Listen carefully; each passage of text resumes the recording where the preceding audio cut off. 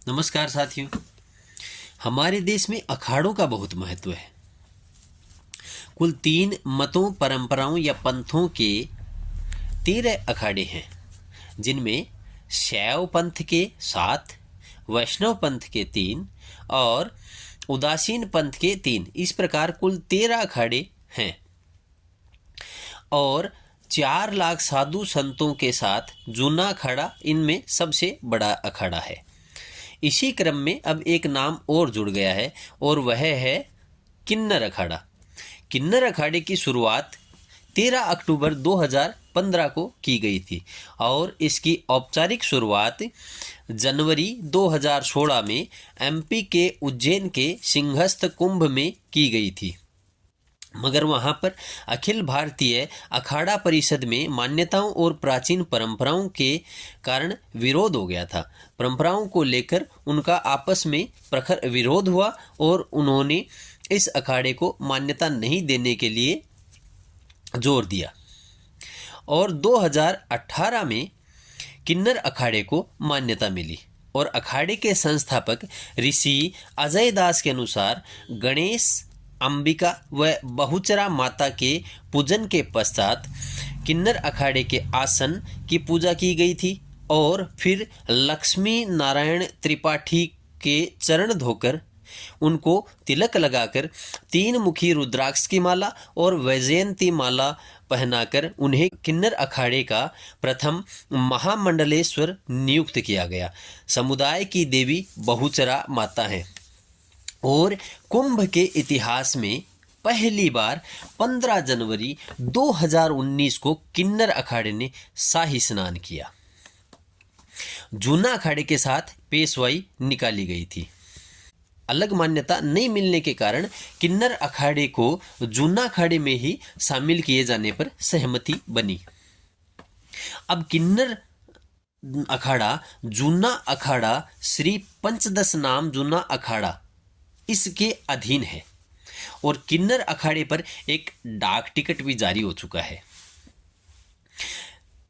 क्या यह इतिहास बदल देने वाला कार्य इतनी सहजता से ही हो गया जितना सहज मैंने आपको बताया है? क्या यह अखाड़ा इतनी इजीली बन गया है? क्या यह इतिहास को बदल देने वाला कार्य इतना इजी संभव हो गया? नहीं। तो फिर यह कार्य कैसे हुआ?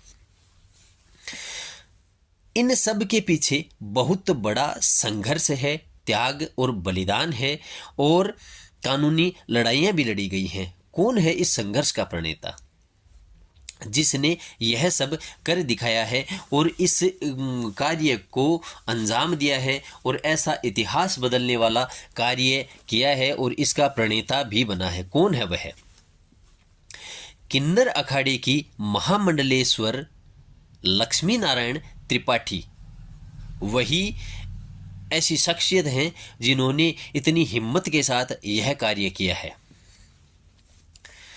लक्ष्मी नारायण त्रिपाठी 13 दिसंबर 1978 को महाराष्ट्र के ठाणे में उनका जन्म हुआ और वह ब्राह्मण परिवार में उनका जन्म हुआ। वह जन्म से लड़का थी, पुरुष के रूप में उनका जन्म हुआ और उन्होंने मुंबई के मीठीबाई कॉलेज से स्नातक किया और भरतनाट्यम में वह स्नातकोत्तर हैं। इसके बाद उन्होंने एलजीबीटी समुदाय के लिए कार्य करना शुरू कर दिया और एलजीबीटी समुदाय के लिए उन्होंने बहुत लंबे समय तक संघर्ष किया है, बहुत कार्य किए हैं और लगातार कार्य करते रहने के कारण उन्हें 2002 में मुंबई स्थित DAI वेलफेयर सोसाइटी का अध्यक्ष बनाया। DAI दक्षिण एशिया का पहला रजिस्टर्ड ऑर्गेनाइजेशन है जो ट्रांसजेंडर के लिए कार्य करता है और इन्होंने लगातार संघर्ष जारी रखा और इन्हीं कारणों से 2014 में इनके जो संघर्ष जो किए हैं इन्होंने और जो इनकी मेहनत थी, जो इन्होंने झेला है, जिस चीज़ का दंश इन्होंने झेला है ट्रांसजेंडर होने के कारण से, उसके कारण से उन्होंने संघर्ष किया और उन लड़ाइयाँ लड़ी और उस लड़ाइयों के कारण से मेहनत के कारण से इन्हें 2014 में भारत के सर्वोच्च न्यायालय ने थर्ड जेंडर एक अलग सेक्शन घोषित कर दिया और थर्ड जेंडर को मान्यता दे दी। इनकी माता का नाम विद्यावती तिवारी एवं एक भाई शशि नारायण व बहन का नाम रुक्मणी है। इन्होंने पहले शादी विकी थॉमस से की, मगर विकी थॉमस के बुरे बर्ताव व शारीरिक प्रताड़ना के कारण इन्होंने उनसे तलाक ले लिया। फिर इन्होंने आर्यन पासा से शादी की और आर्यन इनसे उम्र में बहुत छोटे हैं, तकरीबन 13-14 साल इनसे छोटे हैं। इन्होंने 2 बच्चों को गोद लिया है। 2008 में वह संयुक्त राष्ट्र में एशिया प्रशांत का प्रतिनिधित्व करने वाली पहली ट्रांसजेंडर है। इन्होंने 2018 में मनीष जैन के साथ मिलकर पैकेज्ड ड्रिंकिंग वाटर किनीर लॉन्च किया। यह बिग बॉस सीजन 5 की कंटेस्टेंट भी रह चुकी हैं। इन पर फिल्म भी बनी है जिसका नाम है लक्ष्मी।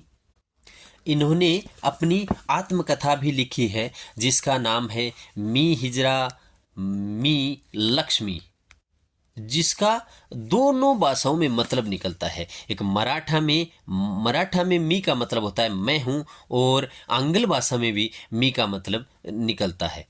इन्होंने सपना देखा था कि एक अखाड़ा का निर्माण होना चाहिए जो कि किन्नर अखाड़े के नाम से जाना जाए, और वह इन्होंने साकार कर दिखाया। और आज वह एक सपना देख रही हैं कि एक ट्रांसजेंडर, एक एलजीबीटी समुदाय का व्यक्ति भारत का प्रधानमंत्री बने, भारत का नेतृत्व करे।